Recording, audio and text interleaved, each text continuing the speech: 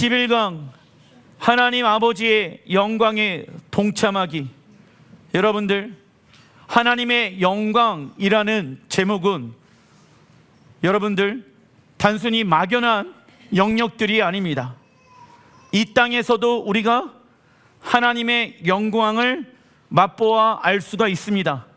그래서 저번 시간에 어떻게 하면 하나님의 영광에 동참할 수 있는가, 기도와 예배를 통해 하늘의 영광이 이 땅 가운데 풀어질 수가 있게 되어지는 것이죠. 그래서 하나님은 그 영광을 이 땅에서 우리가 부분적으로 맛볼 수 있게끔 누구를 보내주셨습니까? 성령님을 보내주셨습니다. 고린도전서 1장 27절에 하나님께서 세상에 미련한 것들을 택하사 지혜 있는 자들을 부끄럽게 하려 하시고 세상에 약한 것들을 택하사 강한 것들을 부끄럽게 하려 하시며 이는 아무 육체도 하나님 앞에서 자랑하지 못하게 하려 하심이니라.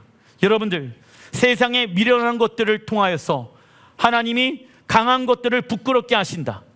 그 예수야를 믿는 그 미련한 모습들이 세상 사람들이 보았을 때는 왜 저렇게 미련하게 살까라고 생각할 수 있다라는 것입니다.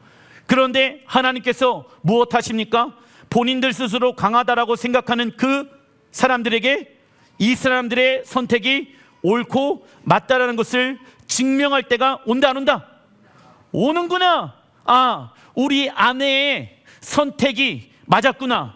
우리 믿음의 남편의 선택이 맞았구나. 우리 믿음의 아이들의 선택이 맞았구나. 당장은 믿음이 없는 사람들이 믿음의 삶을 살아가는, 선택하는 삶을 살아가는 이들을 바라보면서 왜 저렇게 미련하게 하나님만을 의지하는가 라고 생각할 수 있겠으나 하나님은 어떤 하나님이십니까?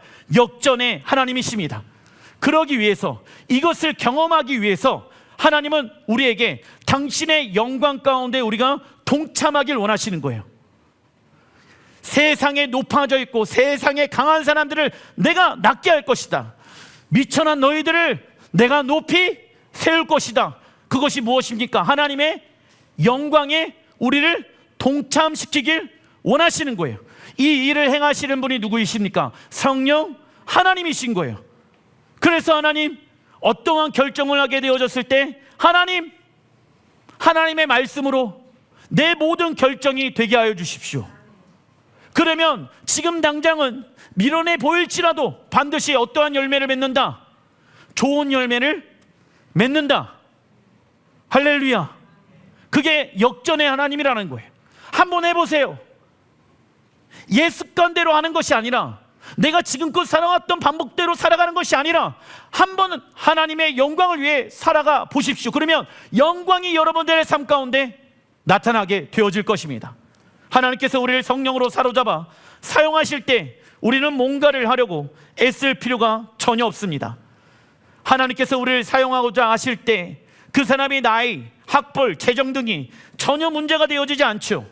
왜냐하면 성령님은 우리를 단숨에 어디로 끌어올려 역사하십니까?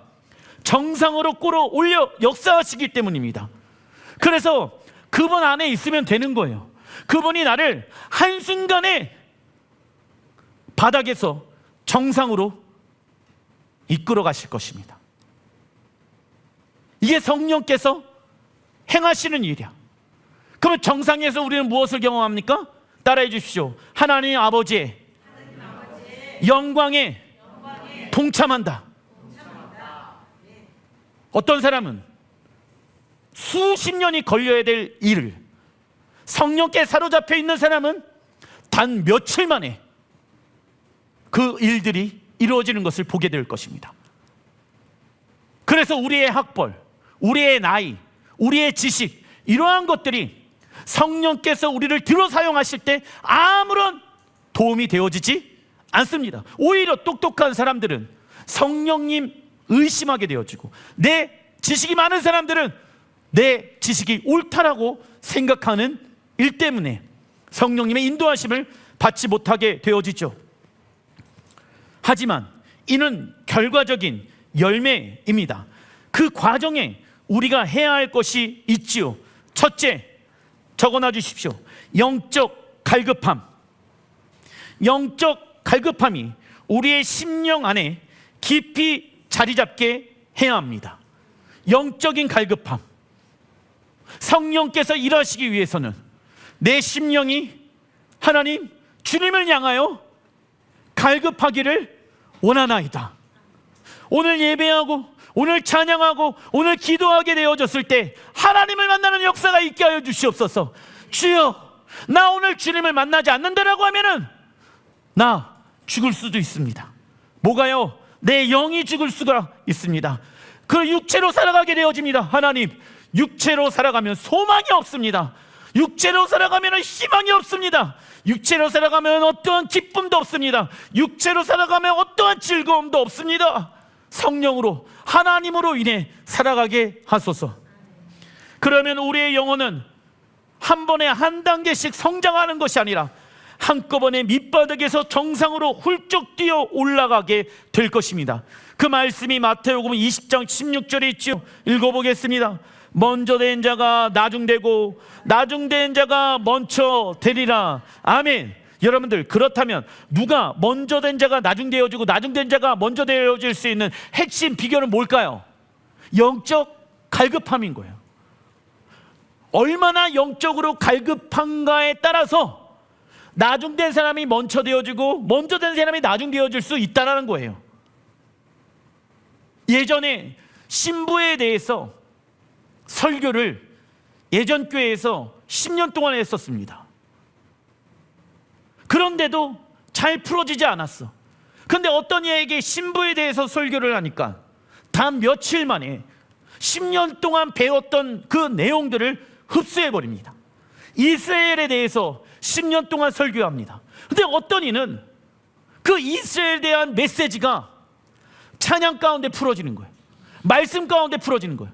왜? 아까 우리 찬양하게 되어졌을 때 크신 주께 영광 돌리세, 하나님의 성에서 그의 거룩한 산에서 터가 높고 아름다워 온 세상의 기쁨, 저 북방에 있는 시온산 큰 왕의 성일세.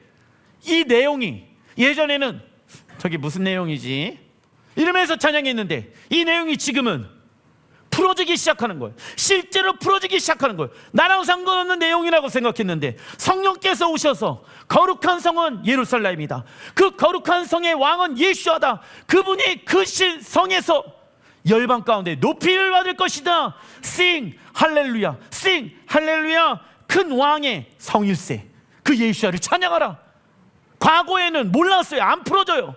그런데 예루살렘에 대해서, 이스라엘에 대해서 풀어지니까 단순간에 이 메시지가 내 심령 가운데 풀어지기 시작한다는 거예요. 그런데 그것의 핵심 키워드는 무엇이다? 영적 갈급함이야. 내가 얼마나 주님 앞에 갈망함을 가지고 있는가를 확인해 봐야 합니다.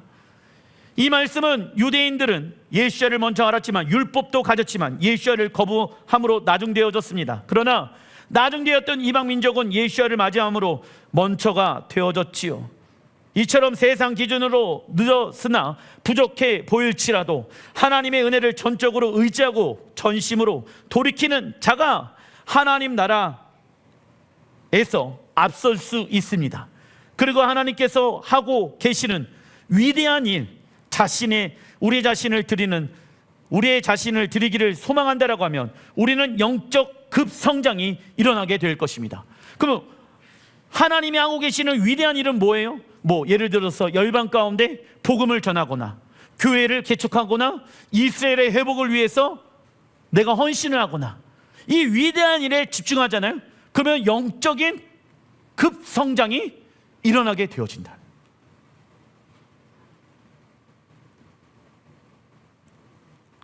나에게 있어서 위대한 일은 무엇인가? 돈 버는 것인가? 무엇인가? 하나님 나라에 관심을 두어야 한다. 시편 42편 1절 읽어보겠습니다. 하나님이여, 사슴이 시냇물을 찾기에 갈급함같이 내 영혼이 주를 찾기에 갈급하나이다. 내 영혼이 하나님 곧 살아계시는 하나님을 갈망하나니 내가 어느 때에 나아가서 하나님의 얼굴을 배울까? 사슴은요, 체내에 열을 많이 소유하고 있기 때문에 물을 자주 먹지 아니하면 생명의 위협을 받게 되어진다. 이처럼 우리의 영혼이 생수의 근원 되신 하나님께 가까이 하지 않는다라고 하면 우리의 영혼은 점점 메말라 죽게 되어진다. 그러나 의에 줄이고 목마른 사람은 읽어보겠습니다. 우리에게 예시아를 주십시오. 예시아가 없는 모든 것이 아무것도 아닙니다 라고 말할 것입니다. 그래서 하나님을 감동시키는 방법은 무엇입니까? 우리의 영적 갈급함인 거예요. 화려한 조명과 화려한 섹션과 화려한 예배가 아니라 하나님을 감동시킬 수 있는 것은 우리가 얼마나 큰 영적 갈급함을 가지고 있는가입니다. 성령님은 하나님을 향한 우리의 갈망함을 반응하고 역사하기 시작한다. 그래서 우리는 하나님을 향한 갈급함을 더욱 타오르게 해야 한다. 그런데 우리가 신앙생활하는 데 있어서 어떠한 배고픔도 느끼지 못할 때가 있죠. 그때가 언제입니까? 우리가 교만함으로, 교만은 무엇을 말합니까? 하나님의 말씀과 반대로 살아가는 것이 무엇이다? 교만인 거예요. 목사도 교만할 때가 있다. 하나님의 말씀과 반대로 살아가게 되어졌을 때 목사도 교만함으로 배가 채워지기 시작하더라. 그래서 어떠한 배고픔도 느끼지 못하게 되어지며 그 결과 어떻게 살아간다? 육체의 욕심대로 살아가게 되어진다. 그래서 디모데전서 4장 7절에 읽어보겠습니다. 경건에 이르기를 연습하라. 아멘. 운동이 사람의 식욕을 자극하는 것처럼 무엇이 우리의 영적인 식욕을 징대합니까? 경건의 연습. 운동하면 배가 고파요. 그러면 많은 맛있는 음식을 섭취하게 되어지는 것처럼 우리가 경건의 연습을 하게 되어지잖아요. 그러면 누구를 더 갈망하게 되어진다? 하나님을 더 갈망하게 되어진다. 성경도 보지를 않아요. 예배도 드리지 않아요. 기도도 하지 않아요. 그러면 경건의 연습이 안 되어져 있으니까는 아무리 내가 하나님을 만나고 싶어하는 마음이, 생각이 내 안에 있더라도 그 갈망함은 오래가지 못하는 거예요. 얼마나 주님을 향해 경건의 연습을 했느냐에 따라 갈망함이 비례가 되어지는 것입니다. 우리는 여러 나라를 선교하거나 여행하면서 많은 음식을 맛보게 되어집니다. 그런데 어떤 이는 먹어보지 않은 음식이기 때문에 그 음식을 경계하고 싫어합니다. 물론 우리 모두 싫어하는 음식이 있습니다. 하지만 싫다고 맛조차 보지 않는다라고 하면 그것은 우리의 식성을 제한시키는 것이죠. 그러다 보니까 영양분도 제한되어지겠죠. 여러 가지 음식을 맛보다 보면 그 음식이 맛있다는 것을 발견하고 즐기게 되어집니다. 또 다른 예로 차를 운전하는 것은 매우 위험하고 어려운 일이기 때문에 여러 가지 핑계 대면서 운전 연습하지 않아요. 이런 사람들이 있죠. 아, 무서워. 아, 사고 나면은 죽을 수도 있어. 그래갖고 운전 연습을 안 해. 그러면 사랑하는 사람과 여행도 못 가고 좋은 곳을 가보지도 못하고 가려고 하면은 버스 타고 내가 원하는 시간대에 가지도 못하고 이러한 일들이 일어나요. 그러면 누구만 손해입니까? 나만 손해인 거예요.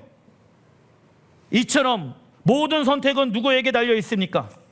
우리에게 달려 있습니다. 그래서 후천적으로 개발시킬 수 있는 기호식품이 있는 것처럼 영적 세계도 마찬가지입니다.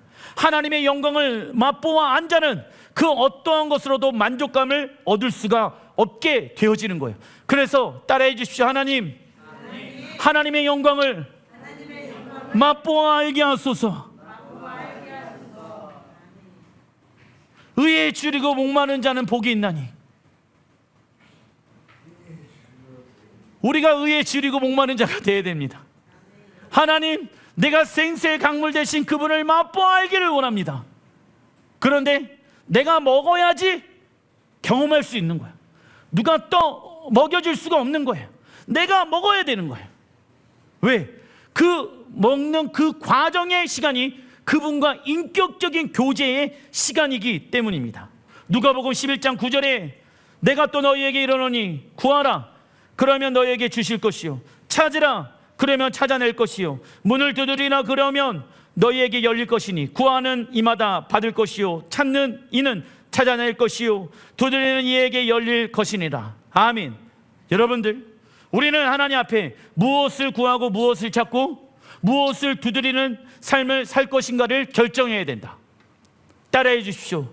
하나님, 예시아를 구합니다. 예수야를 찾습니다. 예수야를 향해 문을 두드립니다. 왜? 내 필요한 모든 것이 누구에게 있기 때문에, 예수야께 있기 때문에. 하나님은 우리를 당신의 보좌로 직접 초대하고 계신다. 이때 우리는 무엇하면서 반응해야 됩니까? 적어놔 주십시오. 예, 주님. 주님의 음성이 들렸잖아요.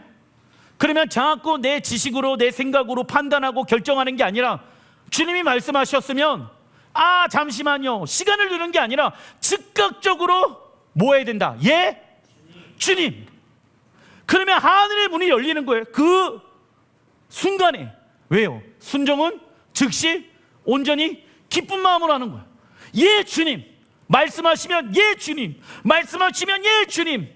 잠시만요, 내가 좀 기도 좀 해보고요. 잠시만요, 내가 좀 생각해보고요. 안 돼요. 그러면 안 돼. 그러면 주님과 동행할 수가 없습니다.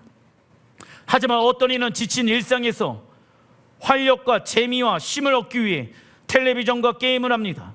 그러나 남는 것은 못밖에 없다. 공허한 뿐이다. 또 목회자의 설교를 듣기 위해 예배를 참석하지만 이 또한 무엇만 남을 수 있다. 공허함만 남을 수 있다. 물론 이러한 설교와 가르침은 우리의 덕을 세워주고 신앙의 지식을 넓혀줍니다. 하지만 우리가 직접 하나님의 보좌 앞에 나아가 그분의 음성을 듣게 되어졌을 때 우리는 영원히 목마르지 아니하는 샘물을 얻게 될 것입니다. 믿으십니까? 그리고 하나님의 영광의 관체는 우리 안에 있는 불평과 불만과 갈등과 미움과 모든 두려움을 내어줬습니다. 이것이 예, 주님의 대답함의 비밀인 거예요. 예, 주님의 대답함의 비밀. 내가 이것을 얘기하게 되어졌을 때 주님이 우리의 몸 안에 있는, 우리의 육체 안에 있는, 우리의 혼 가운데, 영 가운데 있는 모든 어둠들을 무엇하기 시작한다? 내어 쫓기 시작한다. 그런데 여러분들 보세요. 잠시만요, 생각 좀 해볼게요. 이 계산이 맞나 안 맞나? 그러면 내 안에 어둠이 있잖아요. 어둠이 있는 상태에서 내가 바로 즉시 예, 주님 하면 내 생각이, 내 어두운 생각이 사라진다고. 좀 있다가 목사님 잠깐만요, 내가 나중에요, 시간이 될 때, 이러면 어둠으로 가득해. 그런데 주님이 딱 말씀하셨어요. 예, 주님. 그러면 내 마음 안에 있는 어둠은 다 떠나가게 되어지죠. 이게 예, 주님, 예 라고 대답하는 비밀인 거예요. 고민해보고 생각해보고 기도해보고 그러한 일은 빨리 정리가 되어야 합니다. 그래서 하나님의 음성을 들었다라고 하면은 우리는 즉시 온전히 기쁜 마음으로 무엇해야 됩니까? 순종해야 한다. 왜냐하면 순종의 히브리 원어는 샤마이며 그 뜻은 무엇입니까? 순종은 단순히 무엇을 행하다라고 말하는 것이 아니다. 순종의 샤마의 뜻은 무엇이다? 하나님의 음성을 듣다입니다. 순종은 행하는 게 아니에요. 순종의 첫 시작은 하나님의 음성을 듣는 것입니다. 그리고 순종은 그래서 하나님의 음성을 듣잖아요. 그러면 하나님과 적어놔 주십시오. 더 큰 친밀함을 낳게 되어진다. 그러니까 순종하면 하나님의 음성을 듣는 거잖아. 그죠? 그 하나님의 음성을 들으니까 더욱더 어떠한 관계가 형성이 되어진다? 친밀한 관계가 형성되어져. 그런데 순종을 안 하면 하나님과 친밀한 관계가 이루어질 수 없다고. 말로만 하나님 사랑합니다. 잘못되어졌죠. 왜요? 요한복음 14장 21절 읽어보겠습니다. 나의 계명을 지키는 자라야 나를 사랑하는 자니 나를 사랑하는 자는 내 아버지께 사랑을 받을 것이요 나도 그를 사랑하여 그에게 나를 나타내리라. 아멘. 나오죠?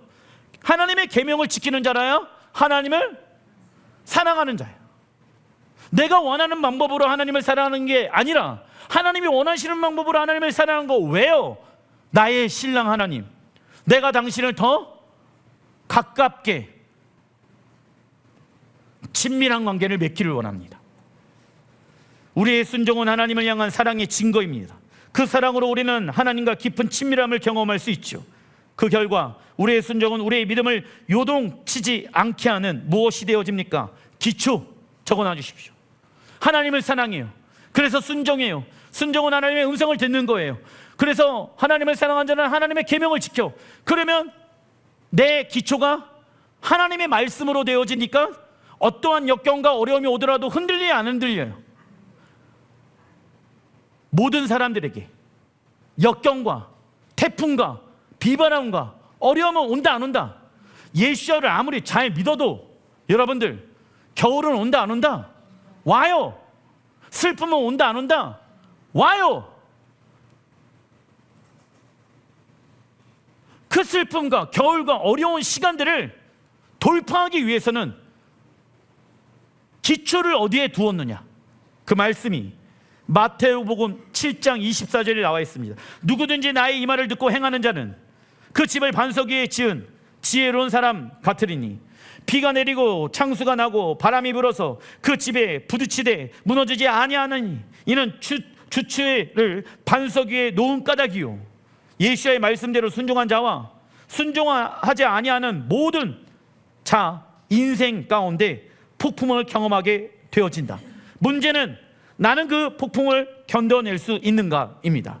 그래서 우리는 내가 쌓아놓은 기초는 과연 비바람과 홍수를 견딜 만큼 강한가? 내 신앙이 언제 무너지는가? 사람이 뭐라고 이야기하게 되어졌을 때, 재정이 힘들어지게 되어졌을 때, 관계가 어려운 가운데 있었을 때, 모든 것의 문제의 중심 가운데 기초를 말씀으로 두지 않는다라고 하면은 여러분들, 홍수가 오고 비바람이 치게 되어지면 내 집이 무너지는 거예요. 내 신앙이 무너지게 되어지는 거예요. 그래서 안정감이 없는 거예요. 재정의 어려움이 와서 안정감이 없는 게 아니에요. 오해하지 마십시오. 내 인생 가운데 내 기초가 나로 세워져 있어서 그런 거예요. 내 기초를 하나님의 말씀 가운데 두어야지 내가 질병 가운데 있더라도 어렵지 않은 거예요. 사람들과의 관계 가운데 문제가 있더라도 내 기초를 하나님께 두게 되어지면 그 관계가 시간이 지나면 풀어지게 되어져 있어. 이게 비밀스러운 일들인 거예요.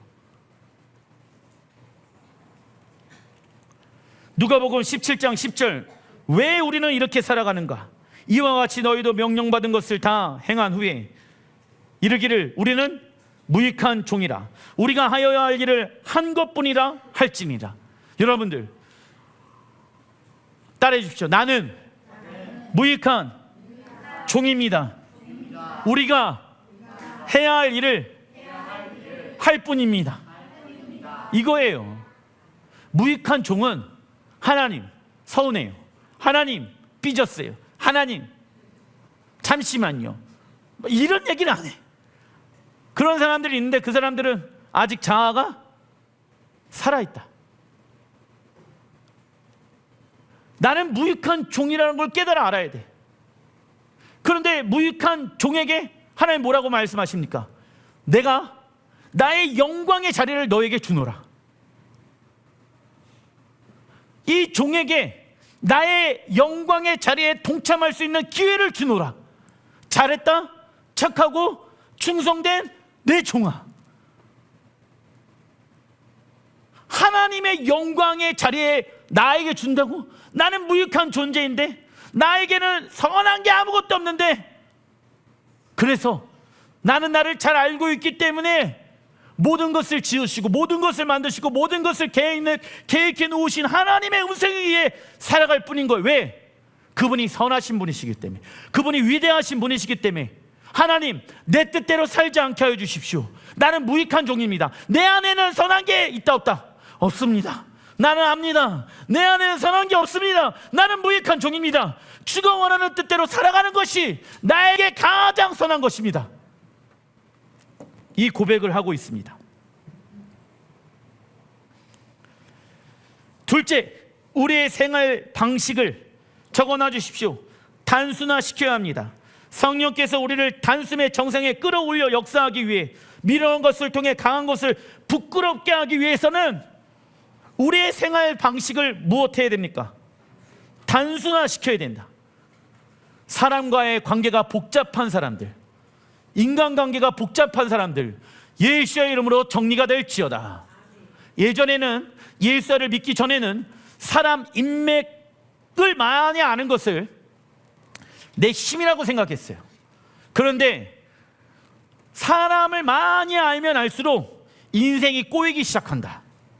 하루는 24시간이며 1시간은 60분으로 정해져 있습니다.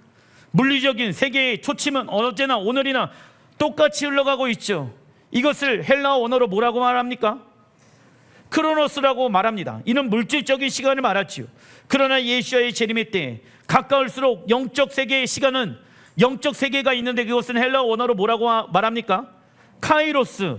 이 시간은 엄청난 가속도가 붙게 될 것이며 우리는 이 가속도에 올라타야 될지라 믿습니다. 왠지 아세요? 예수와의 재림의 때가 가까우면 가까울수록 영적인 세계의 시간은 급속하게 빠르게 움직여진다고. 믿음이 없는 사람들은 그냥 오늘이 어제고 오늘이 내일이 오늘이고 막 이러한 삶을 살아가는데, 하나님께서 이러시는 것을 보잖아요. 예전에는 수천 년 동안 걸렸던 일들이 마지막 때가 되어지면 급격하게 빠르게 역사하기 시작한다는 거예요. 그 가속도에 우리가 뭐 해야 됩니까? 올라타야 된다고. 아, 성령께서 이렇게 역사하고 계시는 거야. 아, 성령께서 이렇게 일하시고 계시는 거야. 전통과 교리에 묶여있지 말고, 물론 이것도 중요하지만은 성령께서 지금 이스라엘을 보게 하신다. 성령께서 지금 유대인들을 보게 하신다. 아랍권의 민족들을 기도하게 하신다. 왜 기도하게 하셨을까? 빠르게 성령께서 무엇하고 계십니까? 일하시고 계시는 거예요. 그 일하심에 우리가 올라탈 수 있어야 된다. 근데요, 단순한 삶을 살지 아니하며 예수와를 통해서, 하나님의 말씀을 통해서 삶이 단순화되어지지 않으면 올라타기가 어려워요. 물 들어왔을 때 노 져야 된다 말하잖아요. 그죠? 똑같아요. 성령의 물결이, 바람이 불어오게 되어졌을 때 그 성령의 물결을 타서 올라갈 수 있는 사람이 되어야 된다고. 그러려면 우리가 해야 될 게 뭐다? 단순화시켜야 된다고. 하나님을 향하여 갈망함을 가지고 있어야 된다고. 5,000년 동안 일어나지 않았던 일들이 1940년에 이스라엘 회복이 일어나게 되어지죠. 급격하게 빠르게 유대인들이 예수를 믿고 있습니다.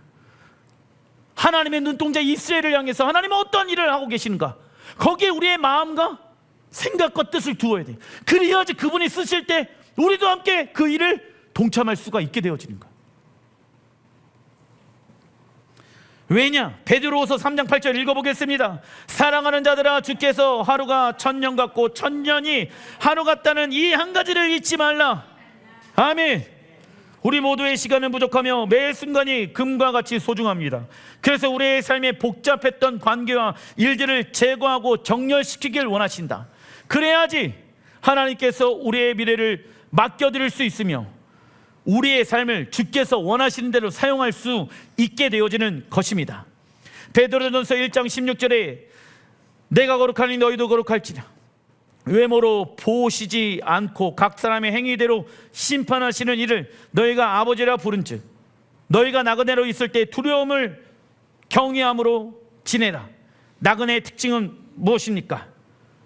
첫째, 읽어보겠습니다.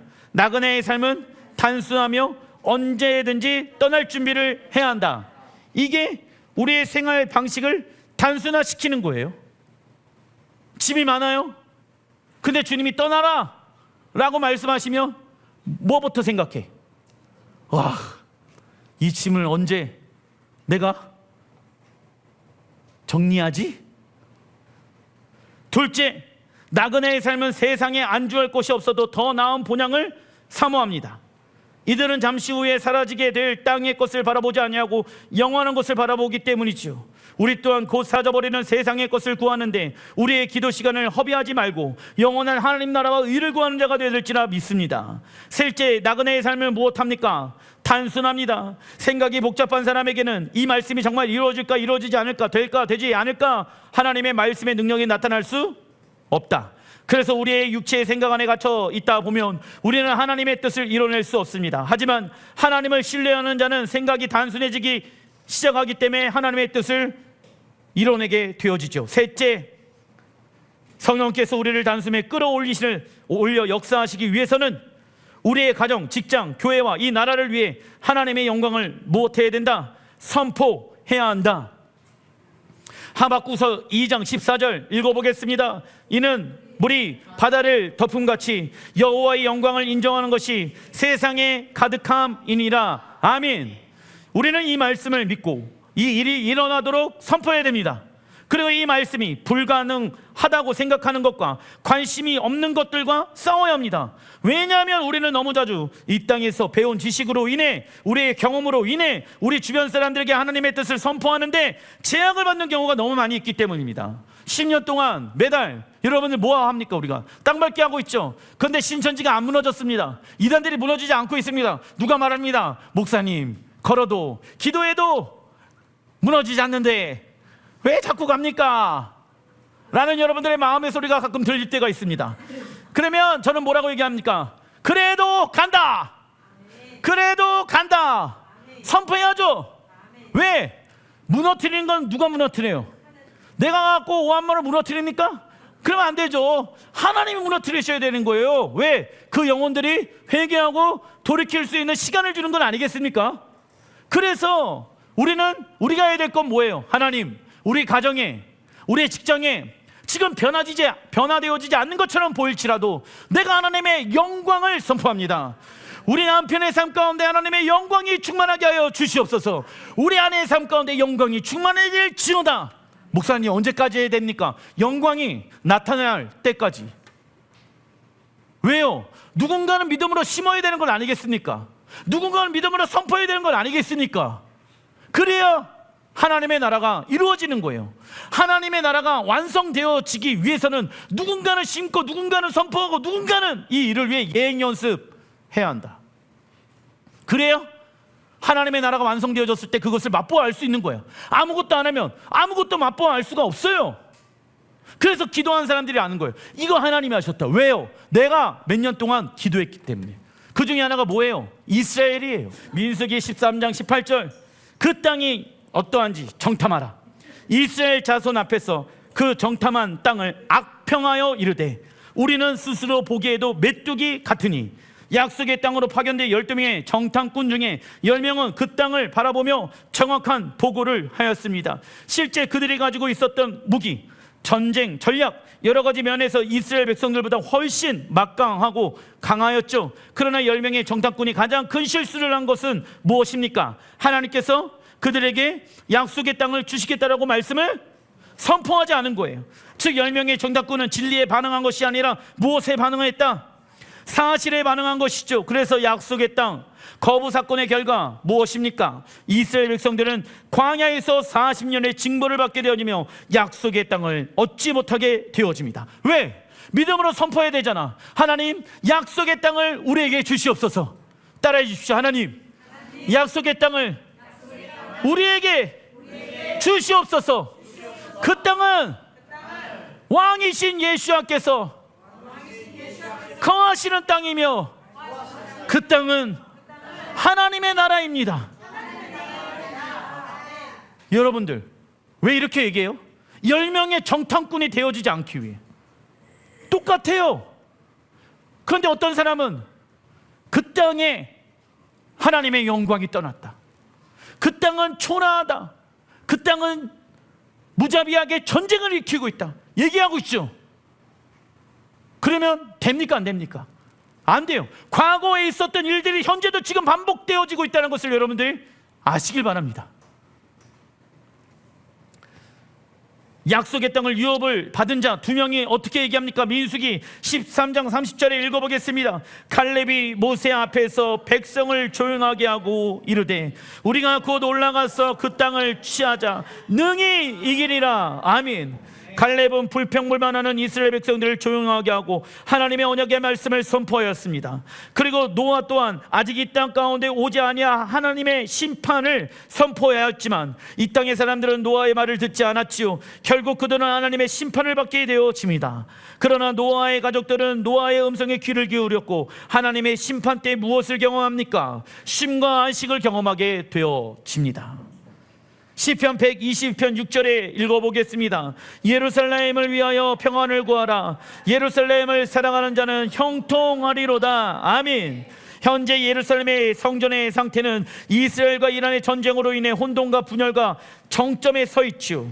그리고 대한민국 국민 50% 이상 그냥 무조건 이스라엘을 미워하고 시기하고 있습니다. 그러나 우리는 이 말씀을 가지고 예루살렘 성전의 평안과 사랑을 무엇해야 됩니까? 선포해야 합니다. 왜냐하면 읽어보겠습니다. 그곳에 샬롬의 왕이신 예수와께서 다시 오셔서 하나님의 나라를 이루실 것이며 그곳에 우리는 신랑 예수와 영원히 살 것을 믿기 때문입니다. 아멘. 누군가는 뭐 해야 됩니까? 선포하는 거예요. 그래서 하나님, 이 광양 땅, 광양이라는 단어의 뜻은 무엇입니까? 빛나는 도시. 사실은 열방 가운데 빛나는 도시는 예루살렘, 그러나 대한민국에서 빛나는 도시는 광양. 하나님, 이 땅 끝 광야에서 하나님의 나라를 선포합니다. 예루살렘의 형통을 위해 간구합니다. 이 땅의 사람들이 예루살렘을 사랑하게 하여 주시옵소서. 누군가 뭐 해야 됩니까? 선포해야 되는 거예요. 제가 일반적인 목회의 관점으로 목회를 했다라고 하면은 이런 거 하지 않습니다. 왜? 불편해하는 사람들이 많이 있잖아. 이거 할 필요가 없는 거예요. 근데 주님이 말씀하시는 거예요. 이 영광의 계시가 너에게 나타났는데 너 이거 접고 그냥 너 목회자로 성공할래? 세상에서 목회자로 성공할래? 아니면 하나님 나라 앞에서 성공할래? 당연히 하나님 나라 앞에 성공해야죠. 에베소서 1장 19절에 읽어보겠습니다. 그의 힘의 위력으로 역사하심을 따라 믿는 우리에게 베푸신 능력의 지극히 크심이 어떠한 것을 너희로 알게 하시기를 구하노라. 그의 능력이 그리스도 안에서 역사하사 죽은 자들 가운데서 다시 살리시고 하늘에서 자기의 오른편에 앉히사. 아멘. 우리가 예수를 통해 하나님의 자녀가 되었다라고 하면 우리는 무엇을 소유하게 되어지냐? 적어놔 주십시오. 힘과 권세와 능력을 소유하게 되어진다. 힘과 권세와 능력. 그래서 믿음으로 선포하는 거예요.